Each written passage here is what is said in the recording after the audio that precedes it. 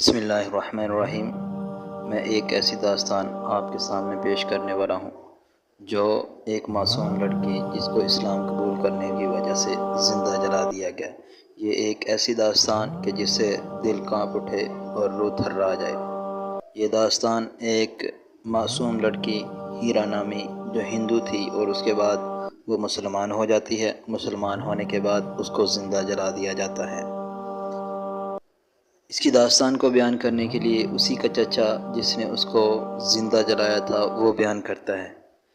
کہتا ہے کہ میرے قبول اسلام کا واقعہ ہر مایوس کو امید دلانے والا ہے کہ وہ کرپا دان، دیالو، ارحم الراحمین اللہ جب میرے جیسے فاق قاتل کے ساتھ ایسا کرم کر سکتا ہے تو پھر کسی کو مایوس ہونے کی ضرورت نہیں۔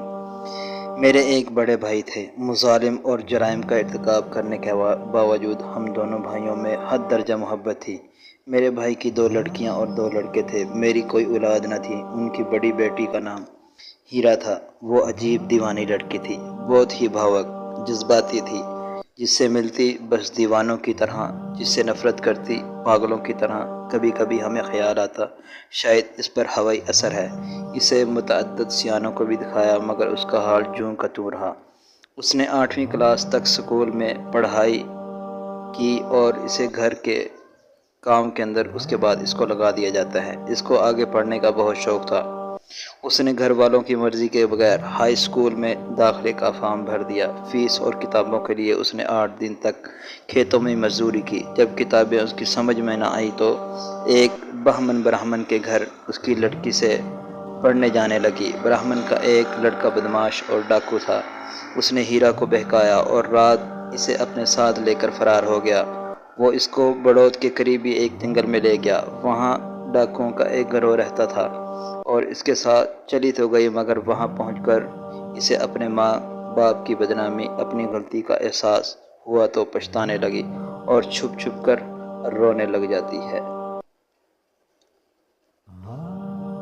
اس گینگ میں ادریس پور کا ایک مسلمان نوجوان شامل تھا۔ ایک روز اس نے ہیرا کو روتے ہوئے دیکھ لیا۔ رونے کی وجہ پوچھی تو ہیرا نے اسے بتایا۔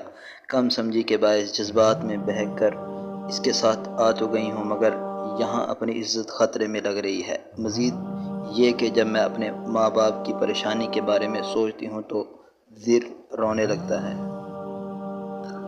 وہ مسلمان ایک ہمدرد اور صاحب کردار نوجوان تھا۔ اسے ہیرا پر ترس آ گیا۔ اس نے اسے تسلی دیتے ہوئے کہا، میں ایک مسلمان ہوں اور ایک مسلمان اپنے عہد اور وعدے کا پابند ہوتا ہے۔ مسلمان جھوٹ نہیں بولتا اور نہ کسی کو فریب دیتا ہے، اس لیے تم مجھ پر اعتبار کر سکتی ہو۔ میں تجھے اپنی بہن بناتا ہوں۔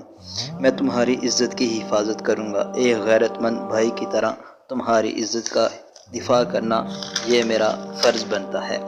میرا وعدہ، میں تمہیں اس جنگل سے نکال کر صحیح سلامت تمہارے گھر پہنچانے کی کوشش کروں گا۔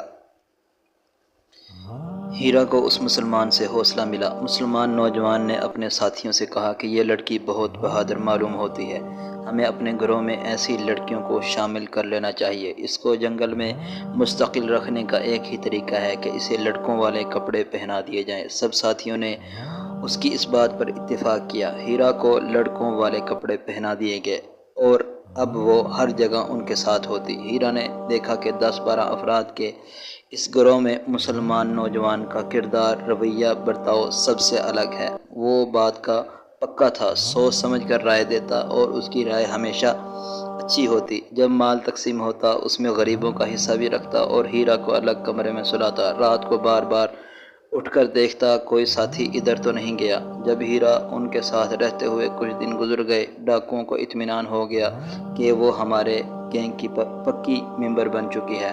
اب اس کا پہرا دینا انہوں نے کم کر دیا۔